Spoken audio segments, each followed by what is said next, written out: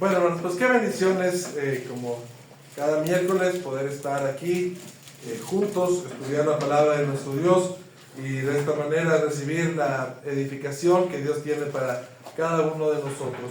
Como ya lo sabemos, estamos estudiando el libro de los Proverbios y hoy pues tenemos que considerar un capítulo más.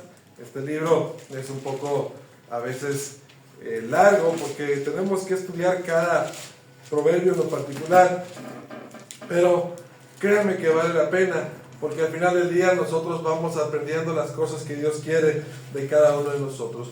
Como lo hemos dicho, hasta el capítulo 10 nosotros estuvimos viendo cómo en realidad se hace una diferencia entre la sabiduría, entre buscar la sabiduría y el hecho de no buscarla. Y hemos entrado en el capítulo 10 y en el capítulo 11 que veremos el día de hoy, ya propiamente en los consejos prácticos que nos da la palabra de nuestro Dios para poder vivir conforme a su voluntad.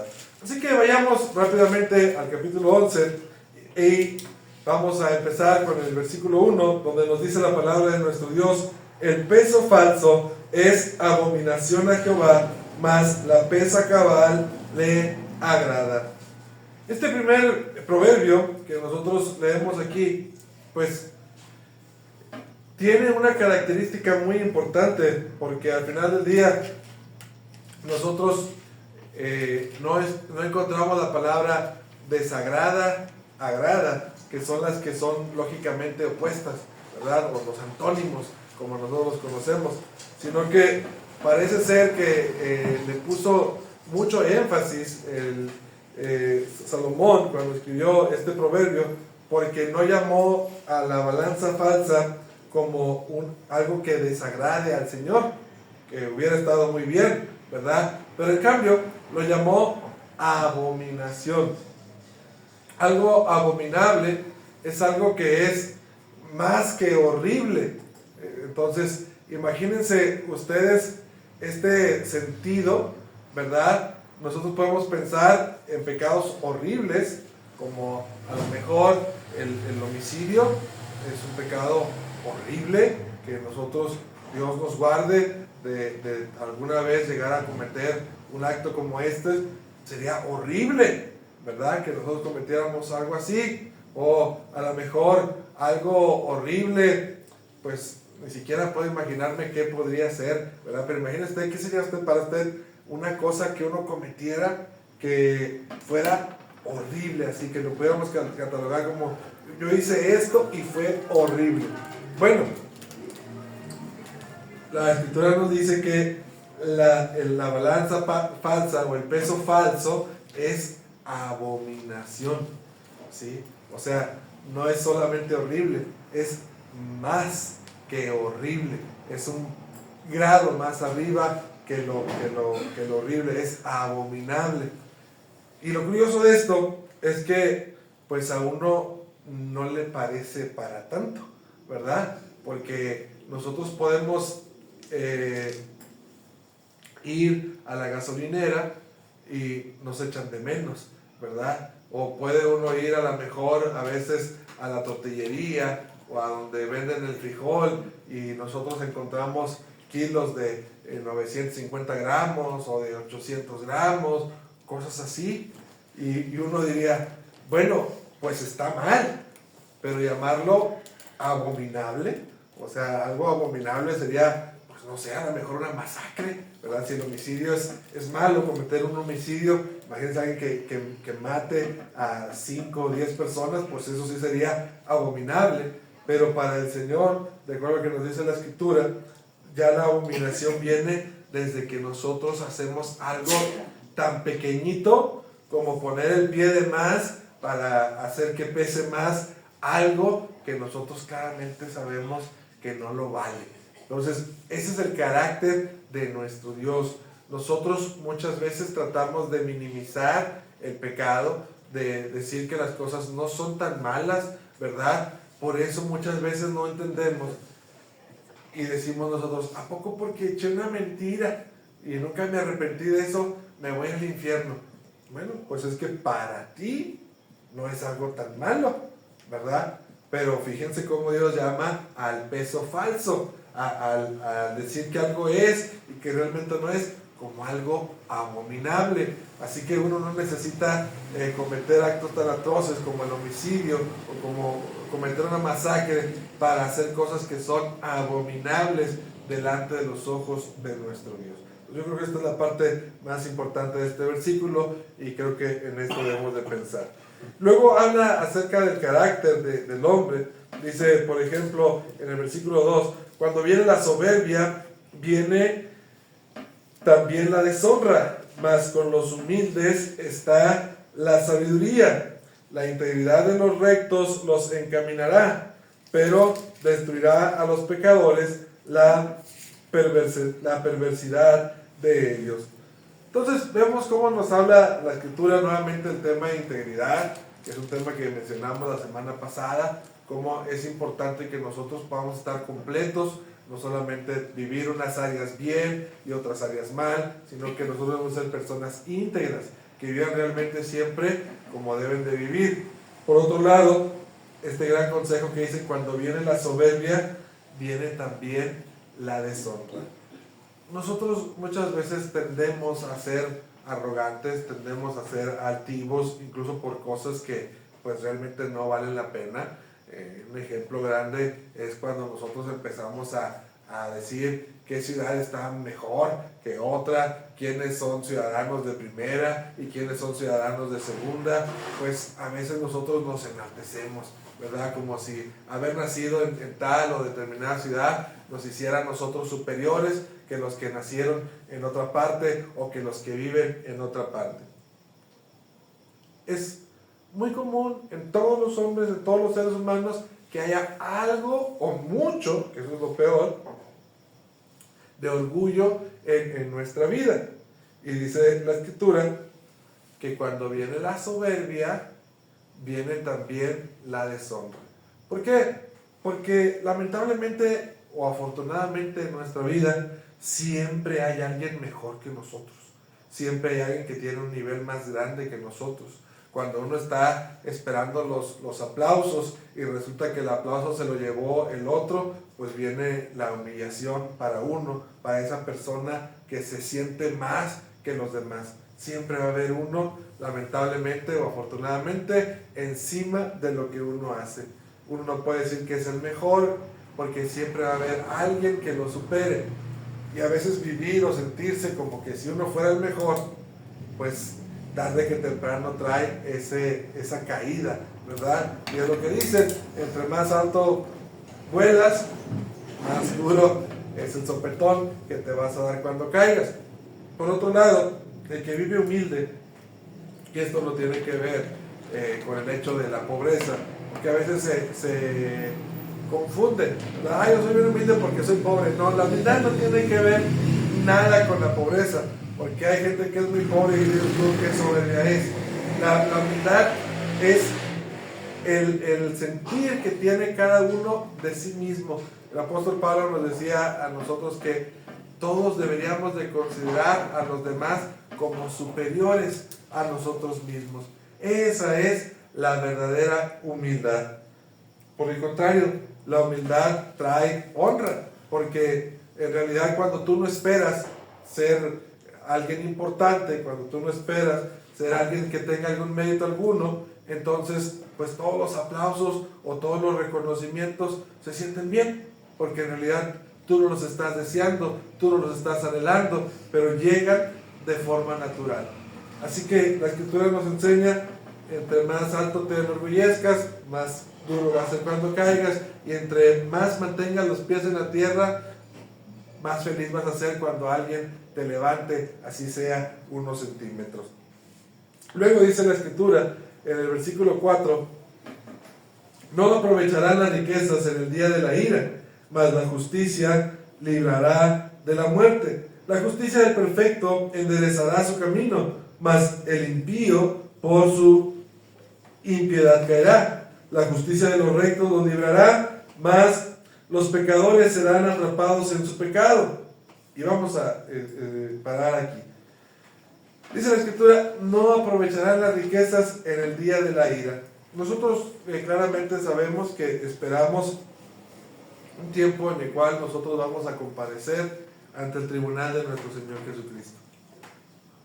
Y bueno, tenemos que recordar que este libro va a ser ambiguo para muchos si no ponemos atención adecuada a lo que estamos estudiando respecto a las riquezas, porque en el capítulo anterior nosotros hablábamos de que las riquezas son buenas y de hecho creo que en algún punto de este capítulo también vamos a ver cómo la riqueza ayuda, ¿verdad? No es algo que se desprecie o no es algo que uno debería de aborrecer, pero es algo que tiene que estar en su justa balanza, ¿verdad? Ahora sí que como dice el dicho, ni tanto que queme el santo, ni tanto que no lo alumbre. La riqueza sirve para lo que es un medio, más nunca un fin. Y eso es algo que nosotros tenemos que entender. Y aquí hablando de este tema en particular, dice la Escritura que en el día de la ira no va a servir la riqueza, ¿verdad? Si yo espero que el día de el Señor yo poder decirle, pero yo tengo por ahí un dinerillo guardado para que tú me perdones, para que tú me exoneres, pues no funciona así. Desafortunadamente para muchos y afortunadamente para muchos otros, para muchos de nosotros, no funciona así. No se trata del dinero que uno tenga. Uno en la justicia terrenal, pues lo ve, ¿verdad? Si uno tiene para pagar un buen abogado, si uno tiene para pagar privilegios, etcétera, etcétera, tú vas y sueltas tanto más cuánto y las cosas se arreglan mágicamente. Pero el día que venga nuestro Señor Jesucristo, ¿qué le vamos a poder ofrecer? Dice la Escritura que no va a servir la riqueza para el día de la ira. Lamentablemente muchos de nosotros creemos que todo lo podemos solucionar a partir de billetazos, y hay cosas que no se arreglan con dinero, aunque tengamos el suficiente. Dice la Escritura que la justicia del perfecto endereza su camino, mas el impío por su impiedad caerá. Qué importante es esto, porque en realidad esta es la actitud que no tenemos o no solemos tener los seres humanos. Los seres humanos todos podemos equivocarnos, eso no nos queda duda a ninguno de nosotros, ¿verdad? ¿Cuál es la diferencia? Por eso a veces a David nos resulta tan chocante a algunos. David estaba lejísimos de ser un hombre perfecto, ¿verdad? Él no fue ni de cerca un hombre perfecto, ni un hombre que uno consideraría que ese fuera conforme al corazón de Dios. Pero el gran ejemplo de David y lo que dice la Escritura es que esa intención que tiene el corazón de cambiar y corregirse es la que alinea a uno conforme al pensamiento de Dios. Muchos de nosotros cuando se nos amonesta, cuando se nos dice estás equivocado, estás mal, muchos simplemente decimos pero aquel está peor, o decimos pero aquel ¿por qué no le dices nada? Pero el otro ¿por qué así y así? Y tratamos de justificarnos cuando se nos llama la atención de acuerdo a la palabra de nuestro Dios. ¿Qué va a pasar con todos esos?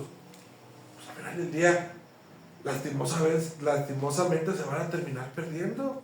O sea, hay gente que trae un pecadito así chiquito por 20, 30, 40 años. ¿Por qué? Por cabezones, no por otra cosa. Porque no quieren aceptar que están equivocados y no se quieren arrepentir. ¿Qué va a pasar con esa gente? Por el contrario, el que dice, yo estoy abierto a corregirme, y le hablas y le dices, mira esto, y dice, sí, cierto, de aquí en adelante voy a intentar cambiar aunque sea. Ya no digo yo, voy a cambiar, ¿verdad? Pero voy a intentar por todos los medios cambiar. Dios va a alinear a esa persona, porque está poniendo de su parte, está poniendo de su esfuerzo, y se va a corregir. Y así puede ser un pecado grandote. El que está dispuesto a cambiar, a corregirse, Dios le va a ayudar para poder corregirse. Pero el que ya detrás dice, yo no, pues ese ya se condenó solito, ¿verdad? No porque Dios sea malo, sino por esa mala disposición que tenemos muchos de nosotros en nuestro corazón. Entonces, la justicia del perfecto endereza el camino, mas el impío por su impiedad caerá. La justicia de los ricos los libra, mas los pecadores serán atrapados en su pecado. Dice el versículo 7, cuando muere el hombre impío, perece su esperanza, y la expectación de los malos perecerá. El justo es librado de la tribulación, mas el impío entra en lugar suyo. Vemos lo que dice la palabra de nuestro Dios. Dice simplemente, cuando el hombre impío muere, muere su esperanza. ¿Qué esperanza tienen los que mueren lejos de Dios? ¿Qué esperanza tienen los que no creen en Cristo? ¿Qué esperanza tienen los que no se arrepienten de sus pecados? Pues que llegue el día de mañana, ¿verdad? Nada más. Si llega y pueden vivir y pueden hacer, qué bueno. Y si ya no llega, pues hasta ahí se acabó todo. Qué triste es cuando nosotros creemos que tenemos muchas oportunidades y hay muchas cosas que podemos hacer y nosotros vamos a ganar y vamos a gastar y tal, y vivimos lejos de Dios. No hay nada que nos espere. Se acaba esto y se acabó todo. Dice la Escritura que acaba la expectación de los malos. El malo dice, yo puedo, yo lo haré, yo lo lograré, y lamentablemente termina fracasando en toda su empresa, porque después, cuando llega la muerte, se acabó todo lo que para él era de provecho. Ya no hay más. Por eso nosotros no nos sentimos tristes cuando enfermamos o cuando morimos, porque nosotros sí tenemos esperanza de una vida venidera, de una eternidad. Dice la Escritura que el justo es librado de la tribulación. Qué entendimiento tan grande debemos de tener. ¿De qué? Fíjese bien, el justo no enfrenta tribulación, dice la Biblia. No, así no dice. La Biblia dice que el justo enfrenta tribulación, pero es librado de ella, que son cosas diferentes. Entonces, eso es lo que nosotros a veces no entendemos, ¿verdad? Tiene uno muchos problemas todavía, aunque es cristiano. Claro, y los seguiremos teniendo porque pues, es señal de que estamos vivos, pero para nosotros como cristianos estamos seguros, porque de eso trató el libro de Job que estudiamos el año pasado. Estamos seguros de que tarde o temprano Dios nos va a sacar de nuestra tribulación. No va a ser para siempre. Dice, pero al contrario, el malo va a entrar en lugar del justo. Fíjense cómo a veces en la Biblia nosotros encontramos pasajes donde los malos trajeron para ellos mismos su propia tribulación. Ejemplo de ello, para que me entiendan. Por ejemplo, en el tiempo en que Moisés libera al pueblo de Egipto, si se acuerdan ustedes, el pueblo de Egipto los corretea hasta los acorrala, mejor dicho, hasta el Mar Rojo, ¿verdad? Y entonces ahí el pueblo judío está en tribulación, no tienen de otra, o se avientan al mar y se ahogan, o se enfrentan al pueblo de Egipto y pues a ver cómo les va. Dios abre el Mar Rojo, cruza el pueblo judío en seco, y adivinen quién se ahogó en su propia escaramuza. Pues el pueblo de Egipto, ¿verdad? Por eso dicen que el justo va a ser librado de la tribulación, pero el malo va a caer en su propia trampa. Nosotros tenemos como por ejemplo el enemigo de Esther y de Mardoqueo. Dice la Escritura que este hombre levanta una horca para ahorcar propiamente, válgame la redundancia, a este Mardoqueo. Ya está preparada la horca. Y cuando todo sucede, cuando ya está listo para ahorcar a Mardoqueo, ocurren un montón de situaciones repentinamente y dicen, pues fíjate que Amán había preparado una horca. ¿Cómo ves? Ya que la preparó él mismo, si lo subimos a él y lo ahorcamos, ¿verdad? Entonces, como muchas de las veces el impío o la gente mala busca ocasión y propósito para poner a las personas que están tratando de hacer lo correcto en una encrucijada, en un lugar sin salida. Y luego, al último, porque Dios es así, Dios usa su propia trampa, Dios usa el propio medio que ellos estaban buscando para ponerle el mal al otro, para que la gente perversa caiga. Tú me perseguiste, vamos a suponer, tú me perseguiste y me metiste en problemas. Bueno, esa misma persona con la que tú me pusiste en problemas es la misma persona que te va a arreglar a ti. Porque lo que tú preparaste para mí, Dios lo dispuso para que tú sufras y pagues las consecuencias de tu propio mal actuar. Así que la Escritura nos enseña esto y es algo en lo que nosotros debemos de confiar. Dice el versículo 9, el hipócrita con la boca daña a su prójimo, mas los justos son librados con la sabiduría. En el bien de los justos la ciudad se alegra, mas cuando los impíos perecen, hay fiesta. Vemos nosotros cómo con nuestra boca podemos dañar a nuestro prójimo, pero también con nuestra boca podemos bendecir a las personas, así que usemos nuestra boca adecuadamente. Luego también podemos ver claramente que dice la Escritura que cuando nos va bien, a las personas que se portan bien, pues hay gozo y hay alegría. Yo me porto bien, pues va a haber gozo para mi papá, para mi mamá, para mi esposa, para mis hijos, y entre más importante sea y yo sea bueno y me vaya bien a mí, pues va a haber alegría para todos. Pero también cuando se muere el malo, hay alegría. Es terrible lo que estoy diciendo, ¿verdad? Pero las amas de casa lo sabrán mejor que uno. Cuando se moría el villano en la novela, pues no sé qué emoción les daba, ¿verdad? Pero se sentían contentos de que ya habían matado al malo, ¿verdad? Y así pasa en la vida. Esto está un poquito velado, no queremos nosotros decirlo, pero cuando también alguien que no debe de ser, recibir tanto orgullo, tanta bendición, tanta cosa, cuando le va mal, toda la gente dice, ¡ay, qué bueno! Porque ya estábamos cansados de esa gente que hace el mal.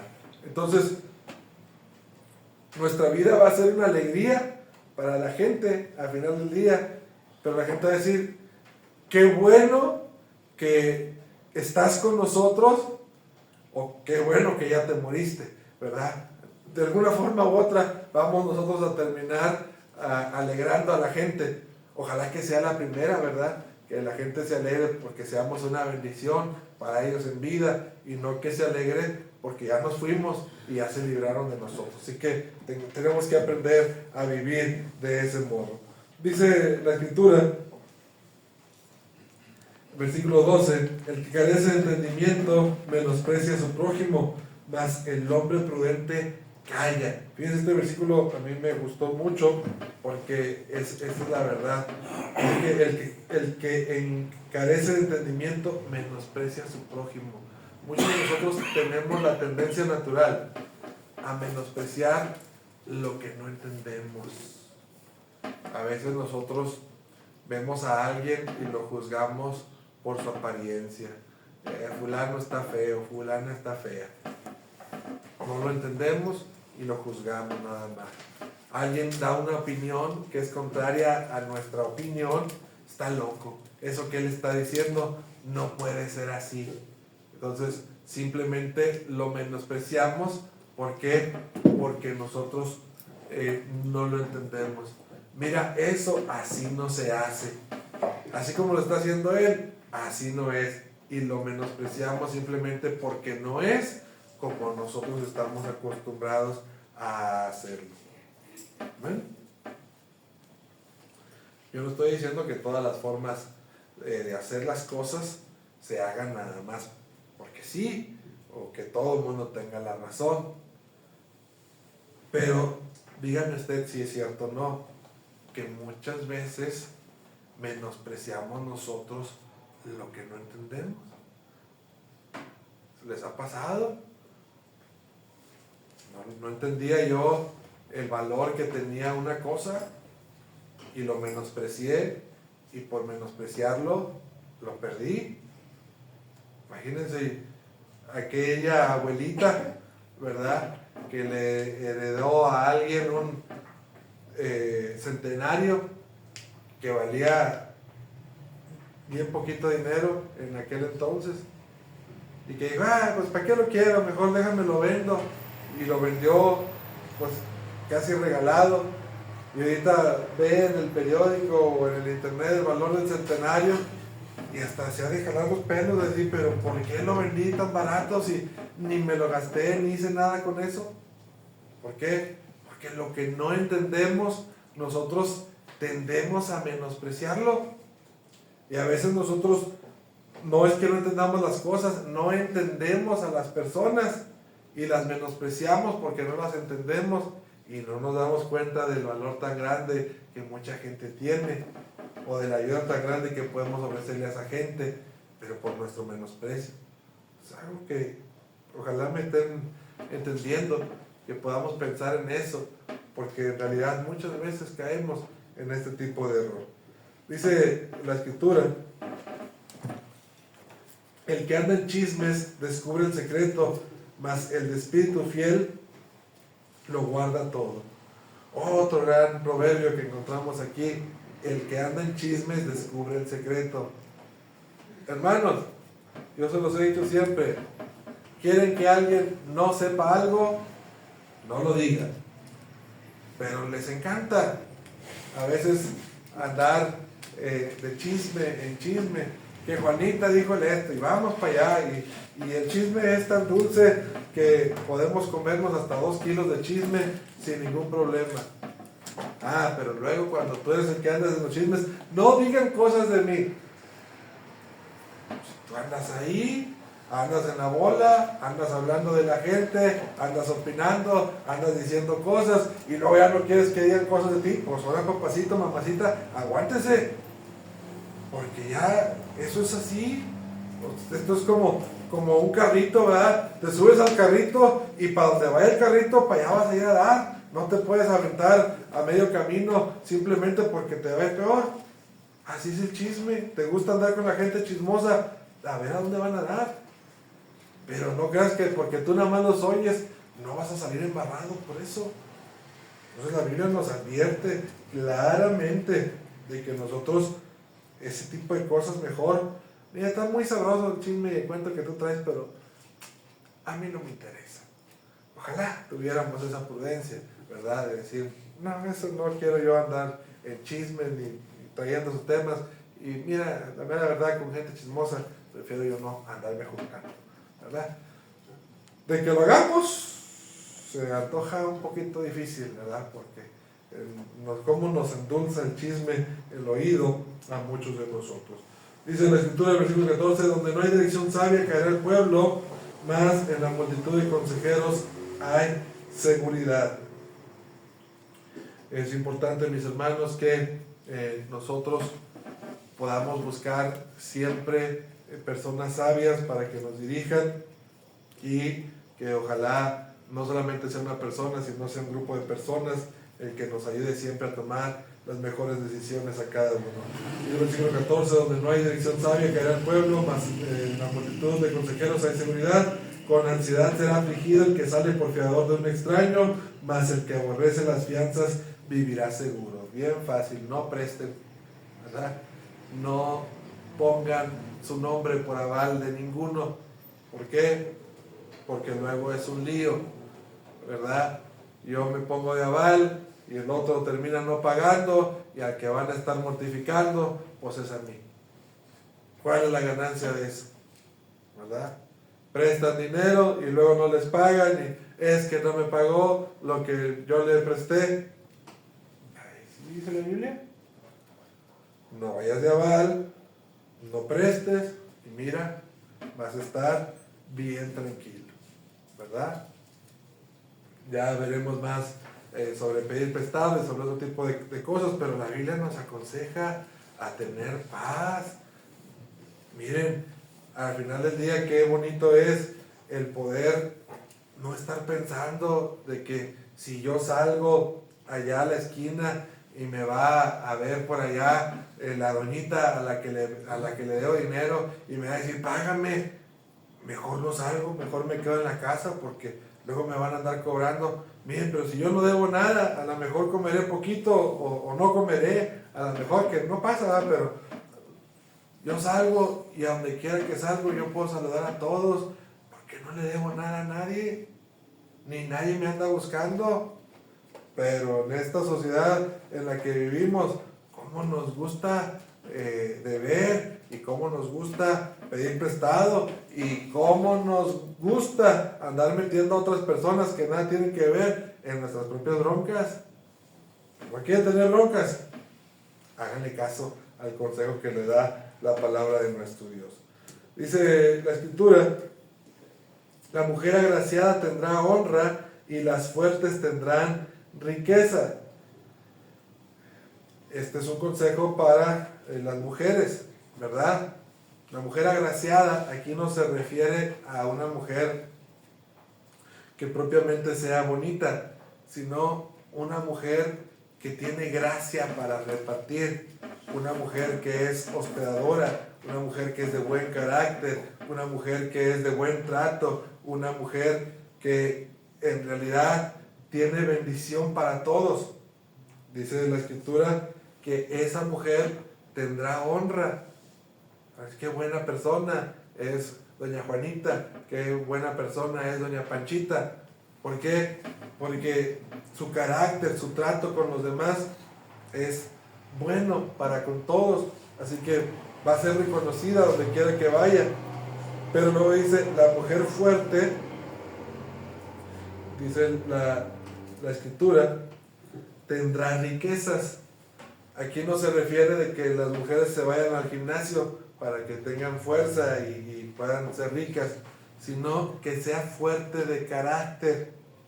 Muchas veces en el tiempo antiguo la mujer pues no tenía oportunidad de trabajar, así que cómo iba a tener dinero, ¿verdad?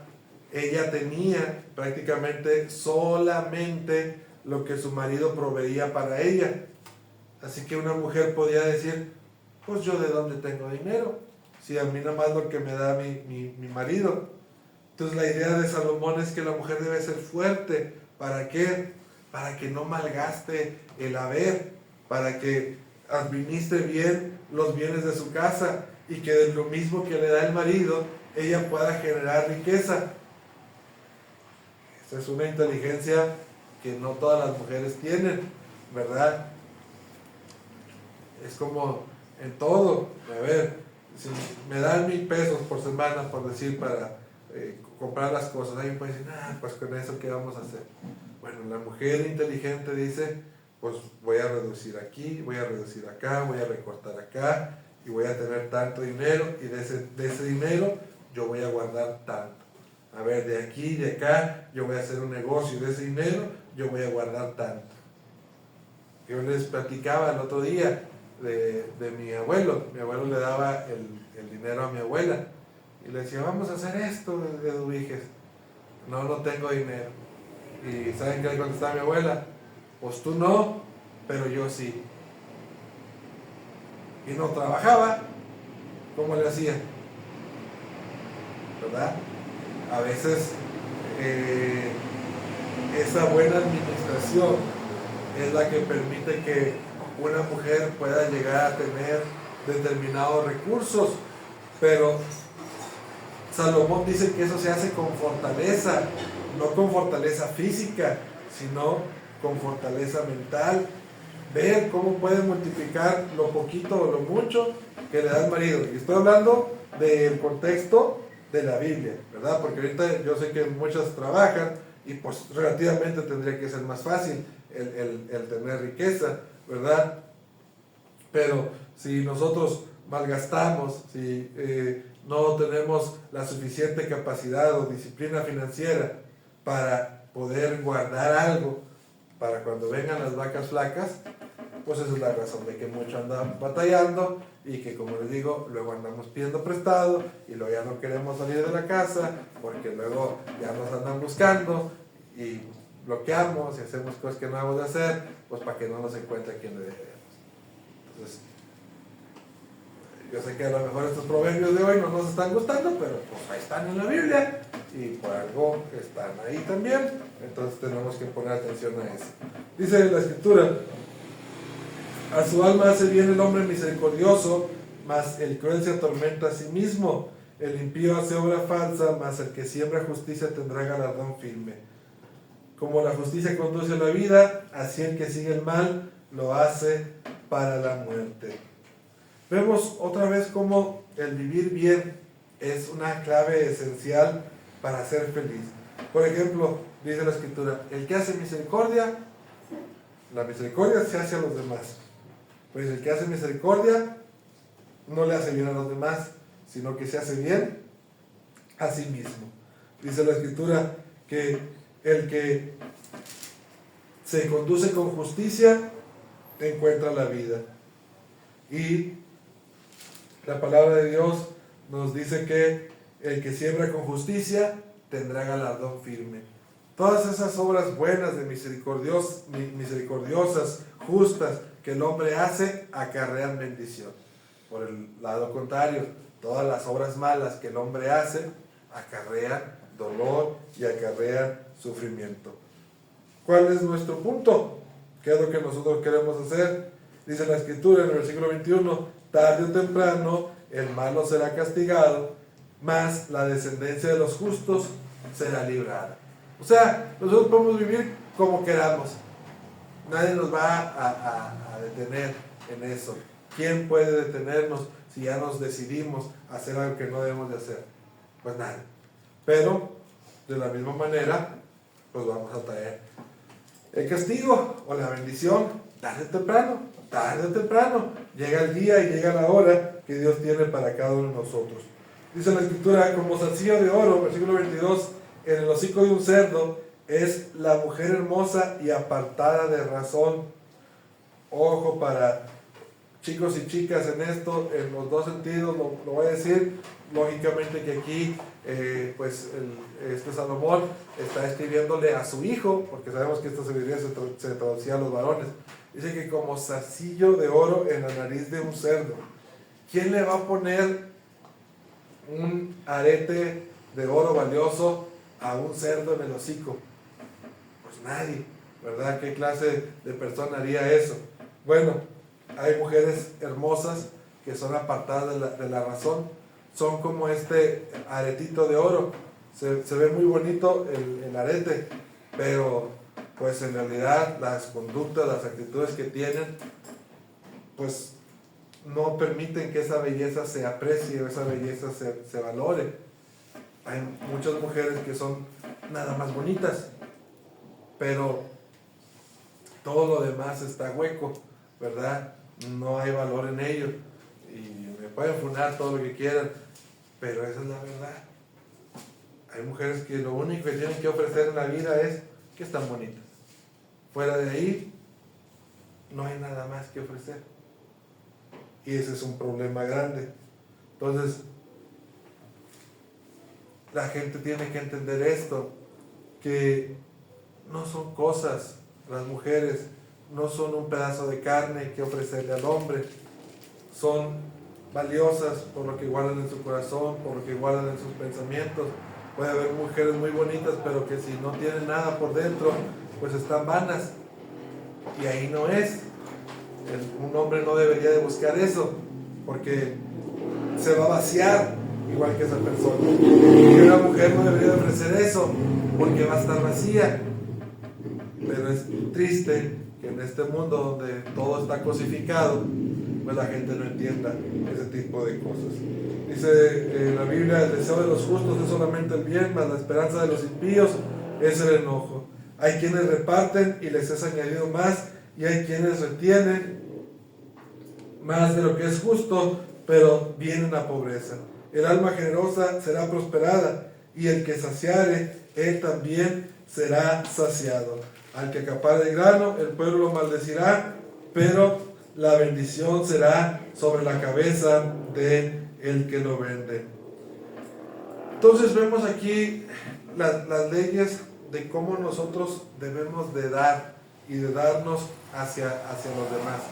Fíjense rápidamente, ahora que estábamos en Veracruz, hay un hermano que, bueno, casi todos son agricultores, pero ese hermano tiene su propia parcela. Entonces el hermano hablaba de que cómo levantaba el maíz. Y algo que yo no sabía y me quedé pensando, dije, pues tiene bastante sentido eso que dice. Y cuando levantan el maíz, él escoge lo mejor del maíz. Y escoge lo mejor del maíz porque eso es lo que va a sembrar la siguiente temporada. Yo pensaría, ¿verdad?, que es al revés, que uno guarda lo peorcito del maíz, ¿verdad?, o lo normal del maíz. Pero no, lo que el hermano explicaba es que pues el mejor maíz en la próxima cosecha va a dar buen maíz, porque se sembraron buena semilla, que es lo que dice la escritura. Entonces él guarda su maíz y ya lo que queda, ahora sí es para ellos, para comer de ellos. Y así cada temporada ellos están garantizando que, como sea, ellos van a tener cosa buena para la siguiente cosecha. ¿Qué pasa con muchos de nosotros en realidad cuando se trata de dar? Muchos de nosotros lo que damos es lo que nos sobra, o damos lo que es más feo para nosotros. Por ejemplo, a veces nosotros decimos, ten estos tenis, ¿verdad? Te los regalo. Y ya son los tenis que pues ya tuvieron 1,000 batallas, ya andan sacando el dedo de fuera esos tenis, pero pues como ya no sirven mucho, pues entonces sí, ten, para que te ayudes. Y no nos disponemos a dar lo mejor, ¿verdad? A compartir lo mejor. Y así tenemos esa actitud en todas las cosas. A veces, por ejemplo, en el tema de la ofrenda, de repente, pues llegan muchos billetes rotos a la ofrenda, o billetes, hasta han llegado algunos como chicharroncito, ¿verdad? Y yo no estoy diciendo que no valgan esos billetes, o sea, lo que estoy tratando de decir es cómo muchas veces cuando se trata de dar, nosotros no damos lo mejor.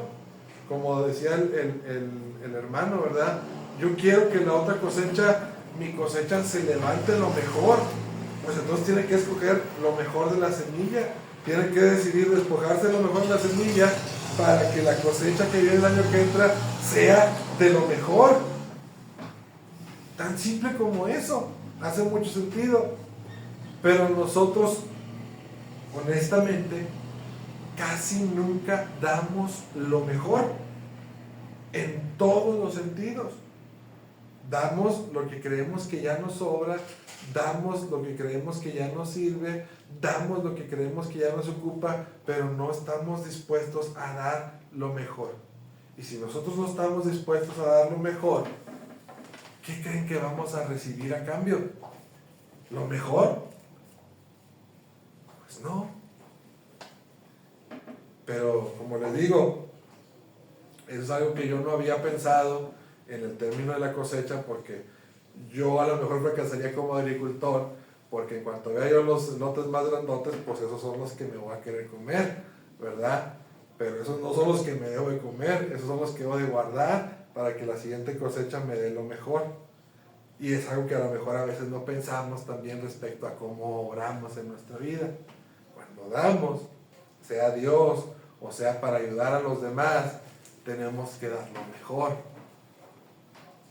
Y tan simple como eso, vamos a recibir también lo mejor, porque estamos dando cosas buenas. Es mayordomía, simplemente. No hay nada fuera de eso, no hay nada de que pacte con Dios, que que el otro. Es mayordomía, simplemente. Tú entregas lo mejor para que te produzca también la tierra lo mejor.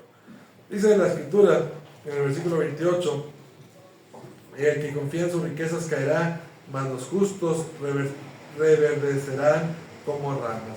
Así que la Escritura nos enseña a nosotros a no confiar en la riqueza. La riqueza es buena, pero acuérdense siempre de esto que les digo, la riqueza es un medio, no un fin. Esa es la diferencia que muchos no hemos entendido y por eso estamos como estamos y por eso nos va como nos va. Dice la escritura, el que turba su casa heredará viento y el necio será siervo del sabio del corazón. Fíjense, bien importante esto, dice, el que turba su casa heredará viento. Hermanos y hermanas igualmente, si hay un lugar que usted tiene que cuidar y que yo tengo que cuidar, es nuestra casa. No hay otro lugar que necesite más fortificación, más cuidado, más amor que nuestra casa. A veces nosotros somos amables con todo el mundo acá afuera, somos amables con todo el mundo acá en la iglesia, dejamos que entre todo el mundo a nuestra casa, dejamos que todo el mundo opine sobre nuestra casa, dejamos que todo el mundo haga lo que quiera en nuestra casa. Y estamos bien mal, de verdad. ¿Por qué? Porque mi casa es el lugar donde yo vengo del trabajo, yo vengo del mundo, yo vengo de tantas cosas y llego a mi casa y quiero llegar a descansar a mi casa. ¿Sí? Pero cuando no hay paz en mi casa, entonces yo lo que quiero es seguir allá en el trabajo. Porque ahí hay otros problemas, pero no están los problemas como en mi casa. Entonces, el primer lugar que uno tiene que cuidar es su propia casa. Y muchas veces, en vez de cuidar nuestra propia casa, nosotros la turbamos. ¿Cómo? Haciendo problemas en la casa. Nos peleamos con el esposo, nos peleamos con la esposa, y en vez de tratar de mediar los problemas, le echamos toda la leña al fuego para que arda la casa. ¿Usted cree que es prudente eso? Vamos a echarle fuego a la casa estando nosotros adentro de la casa. Pues qué ocurrencia, ¿verdad? Imagínese usted que yo voy y le quito el techo a mi casa para que cuando llueva se me meta el agua adentro. Pues qué ocurrentes somos. Pero eso es justo lo que hacemos muchas veces cuando nosotros permitimos que cualquier persona entre en nuestra casa, cuando nosotros permitimos que cualquiera opine sobre nuestro matrimonio, sobre nuestros hijos, cuando nosotros tenemos un pleito ahí en la casa y dejamos que eso crezca y ya van como 15 días que no nos hablamos y no le hace, seguimos ahí. No. Imagínese que usted, dice la escritura, el que turba su casa heredará viento, que usted crea un propio remolino ahí en la casa y luego lo suelta al remolino adentro de la casa para que ande paseándose por la casa. ¿Usted cree que si pudiéramos hacer eso, un fenómeno como ese, que aquí les voy a soltar un remolino aquí, hermanos, a ver cómo nos va? ¿Usted cree que acabarían las cosas bien? Pues no, ¿verdad? Pero eso es lo que hacemos muchos de nosotros. Soltamos el remolino y hay que dejar toda la casa. Ya no hay la salida.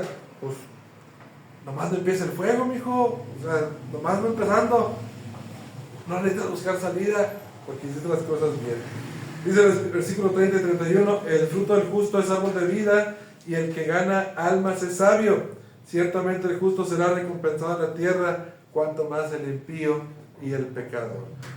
La escritura nos habla, y esto es verdad, nadie va a irse de esta vida sin pagar lo que tenga que pagar o sin recibir lo que tenga que recibir, sea eso bueno o sea malo.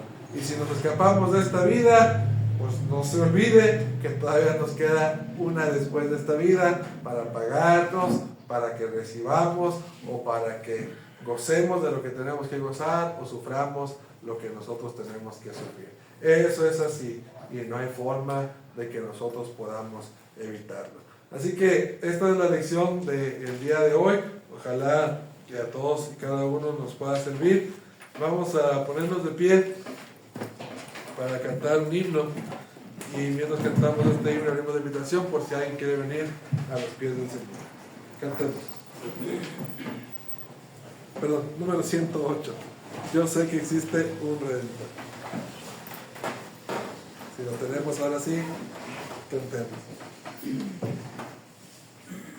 Yo sé que existe un Redentor y se entregó por mí. Ofrece vida eterna y salvación también. Yo sé que existe un Redentor. Yo sé que es el Salvador. Yo sé que Cristo vive hoy. Yo sé que mi Señor murió por darnos libertad. Yo sé mis culpas Él cargó, en la cruz lo demostró. Yo sé que existe un Redentor.